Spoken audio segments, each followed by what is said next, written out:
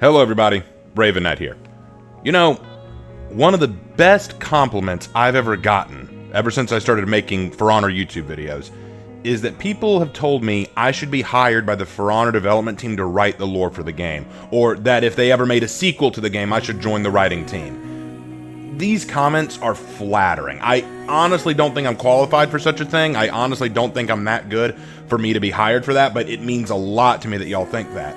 Still, with the question of whether or not we'll ever get a For Honor 2, I did want to have some fun with the concept and ask myself, alright, if I were put in charge of For Honor 2's story and direction, how would I approach it? What would I create? So, I spent the last few weeks, actually rather months, thinking about this. Talking with my brother, laying it out in my head, playing out a basic map of events and stories that would take place.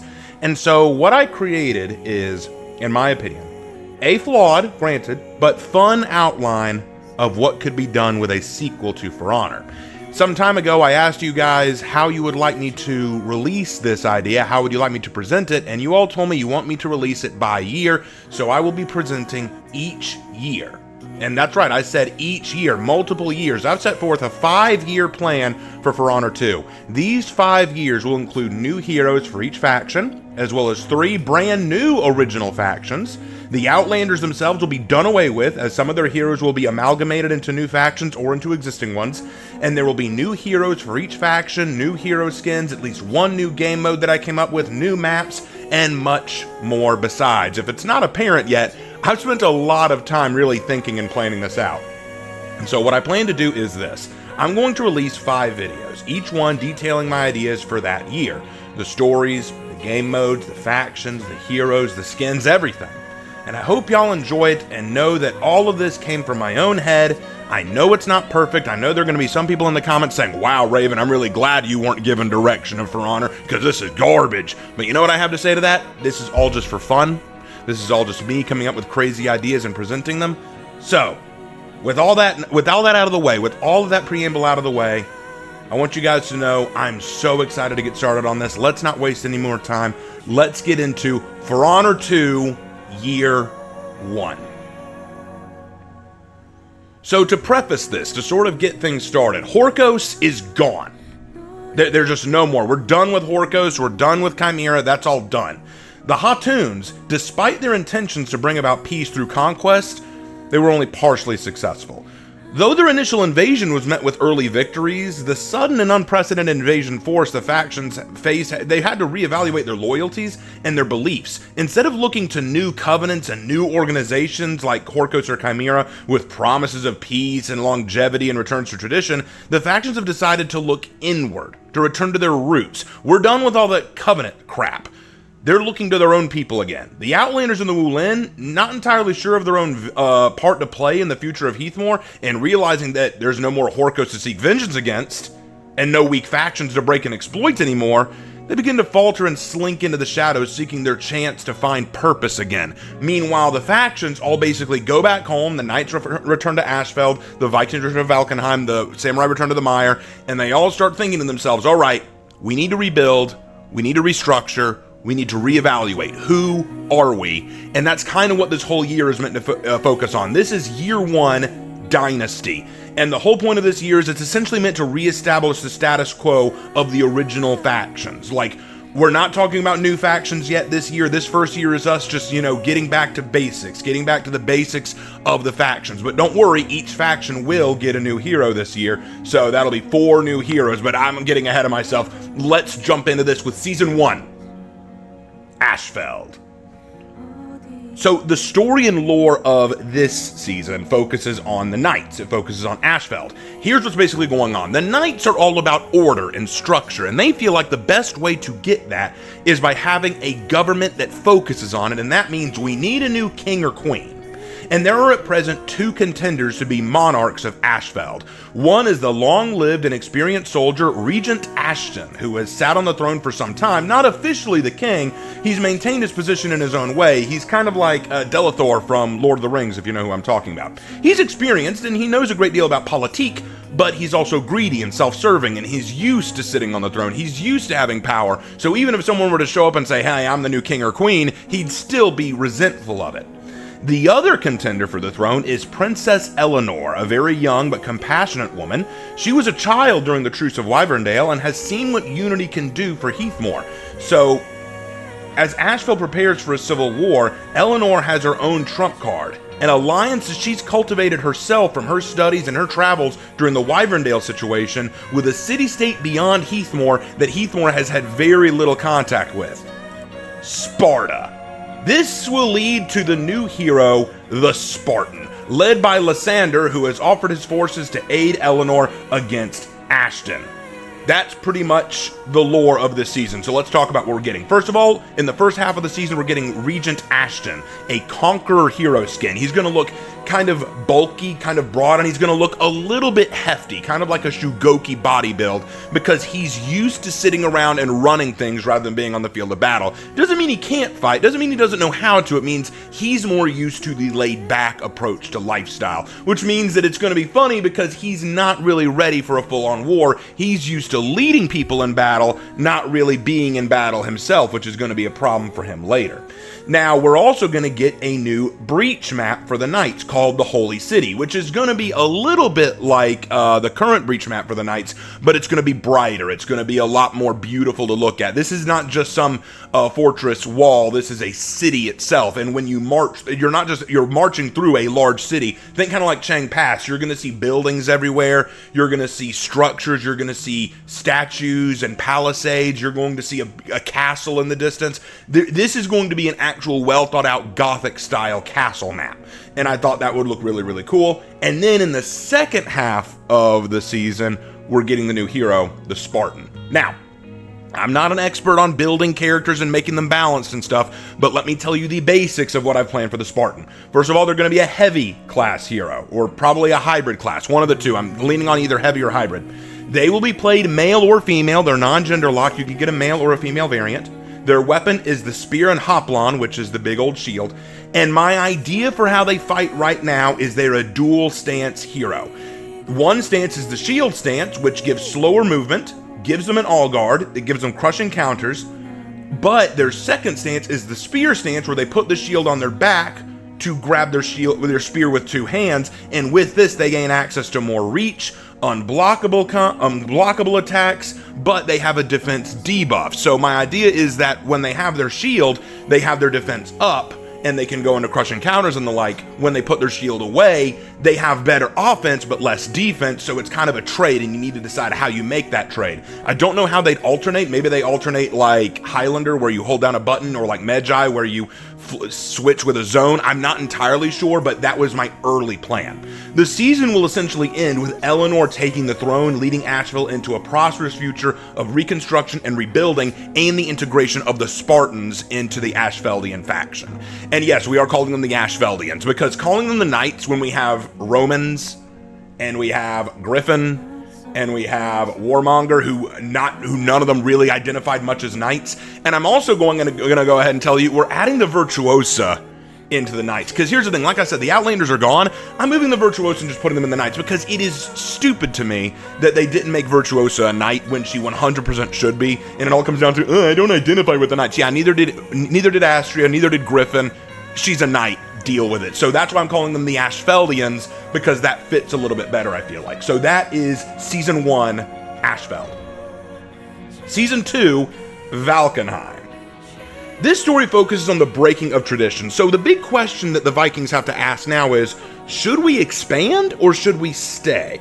See, the Vikings have been considering for some time that the reality of Heathmoor has changed for them. This is their ancestral home, but they're kind of stuck in Valkenheim, and as much as they care about Valkenheim, it's a hard land to settle, and after all the stuff that Horkos did to it when they were kind of running ramshock of the place, they're not sure that they really want to stay there anymore. So they've been kind of debating, should we leave Heathmoor altogether and find new lands?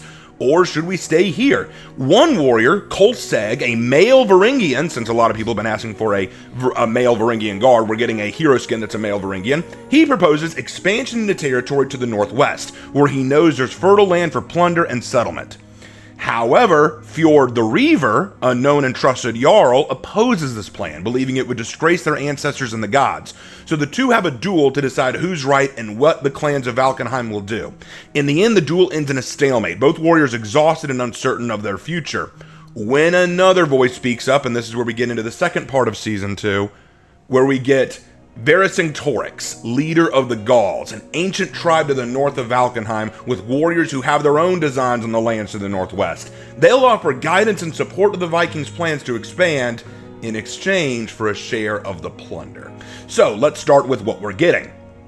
Like I said, we're getting 2 brand new hero skins in the very first half of the season. We're getting Kolseg the Wanderer, a male Varangian guard, and we're getting Fjord the Reaver, a Berserker hero skin. Both of these hero skins are going to be very austere, like they're going to be very especially I think the Berserker one's going to be kind of flamboyant. It's going to lean into a lot of tradition. There are going to be runes all over his axes. I think he's going to have something of a crown of sorts. And as for Kolseg, yeah, think of your typical male Varangian guard look that a lot of y'all were picturing for the original Varangian guard idea. That's kind of what I'm drawing upon. That's kind of what I'm leaning into. We're also going to get a new duel and brawl map for the Vikings called the Arena of Blood. And it's not going to be like the Colosseum map that the Vikings already have. I'm thinking this one's going to be surrounded by bones. You're going to have a crowd of chanting, roaring Vikings all around. There's going to be blood and bones and body parts all over the arena. And you're just going to see, like, this is a place. This isn't just your typical dueling location. This is a place of ancient tradition where Vikings and Gauls have fought here for generations upon generations. And then in the second half of the season, we're getting the Gauls. Now, these are a Vanguard class because the Knights are the only faction right now with 2 Vanguards, so the Vikings are getting a new Vanguard. This is a Vanguard class. They are male gender locked. You can only play as a male Gaul.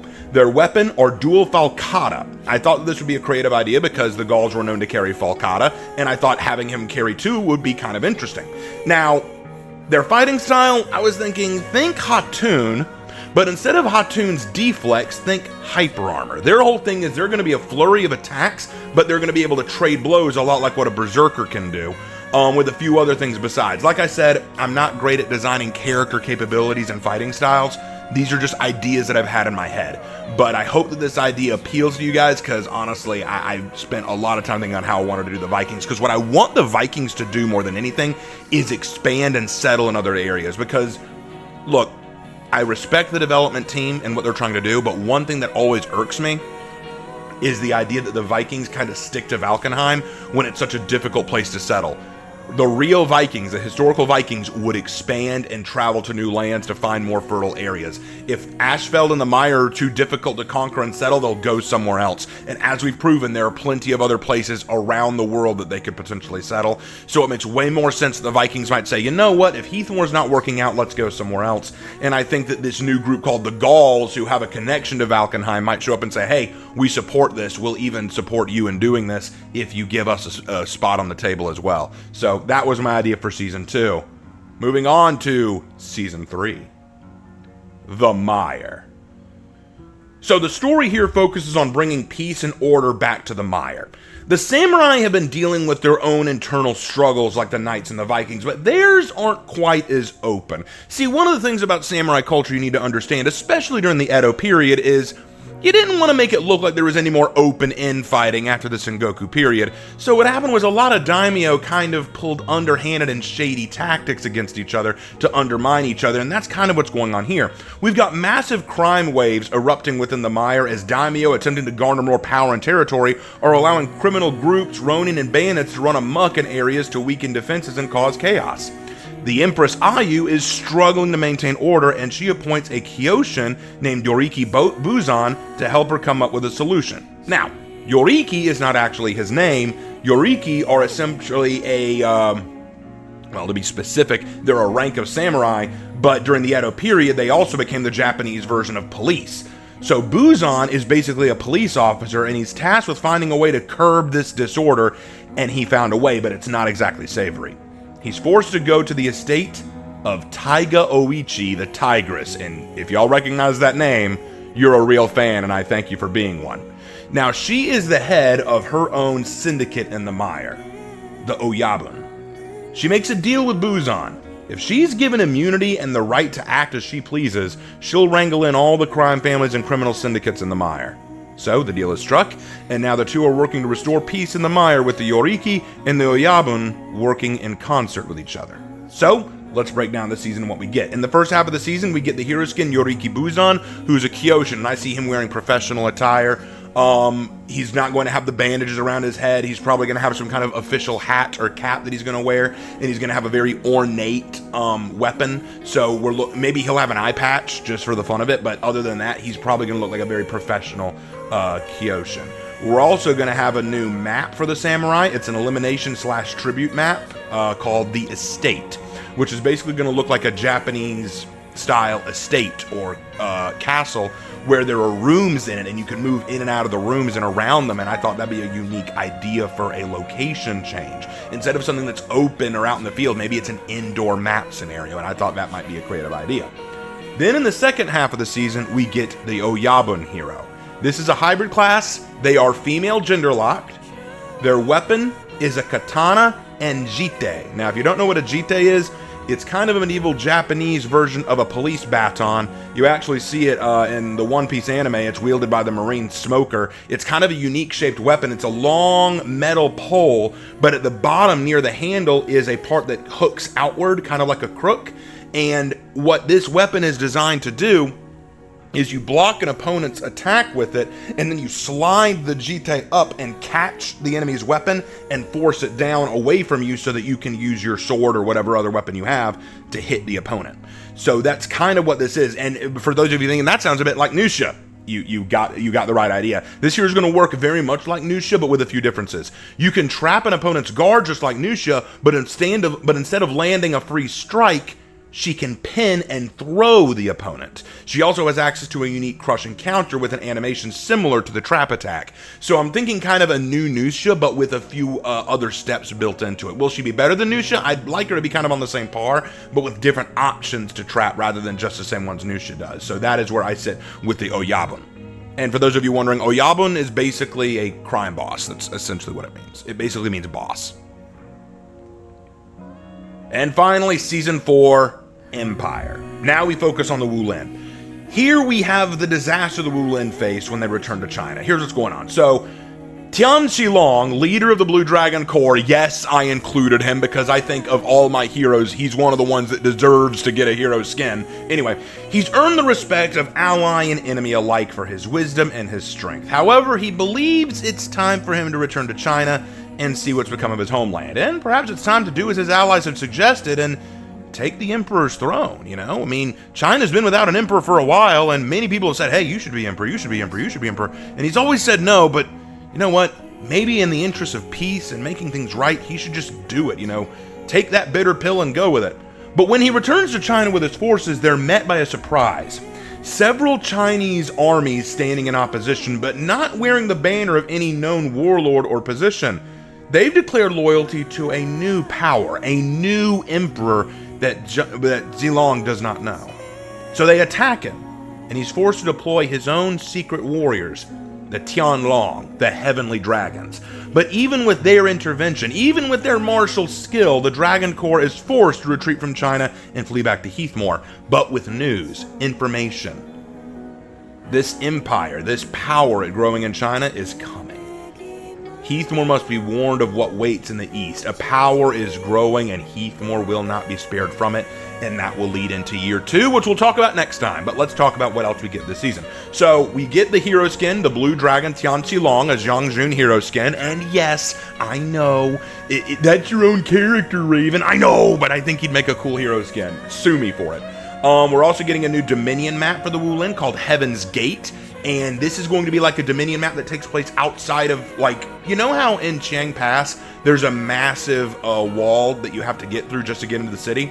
Imagine if we had a massive wall like that in front of a gate, and you just had this huge battlefield just in front of that gate, and it's just kind of standing there in the distance, kind of like you can see it through the clouds and the mist, but around it you just have this huge battle going on just to get into the gate. I thought that'd be a cool location for a Dominion map. That's the first half of the season. Then you go into the second half of the season where we get the Tianlong hero. This is a Vanguard class for the Wulin. It can be played male or female. It's not gender locked. The weapon is the Xian sword because, damn it, I've been begging for a Xian sword for the Wulin for ages, and if Ubisoft's not going to give it to me, I'm going to give it to me, you know? Now, my whole idea with their fighting style is a sort of strike and retreat fighter. They have access to deflect and hidden stance like Zhang Jun or Nobushi. They also have crushing counter capability and an unblockable thrust that I feel could work a little bit like what Virtuosa does, where she or she may be able to change the direction of it. Now, some of you might be wondering, you didn't have a named Tianlong character. That's because I forgot to make one when writing out this lore. But I actually have a list of Tian Xilong's subordinates and officers under him, and you can see that in my Blue Dragon How to Build video, the Dragon Core video. You can check that out, but I did not plan for the Tianlong when I made that video, so I will have to sit down and actually think up an idea in that regard. But for now, that is what I have for that season, and that is what I have for Year 1 Dynasty of For Honor 2. Now, what do you guys think? I would love to hear your thoughts. Do you like the ideas that I presented here? Do you like the suggestions? Do you like kind of the idea that has been portrayed? Are you happy to get your different heroes? Are you happy with the direction the different factions are taking? Are you interested in me continuing and telling you about Year 2, 3, 4, and 5? Because I did plan out the plots for Years 2, 3, 4, and 5 of For Honor 2. If you'd like to hear me continue this series and keep making these videos, please let me know down in the comment section below. If you have any personal thoughts on these heroes or what I've designed, please let me know. That is all the time I have for you. Thank you guys so much, and as always, I will see you in my next video. Take care.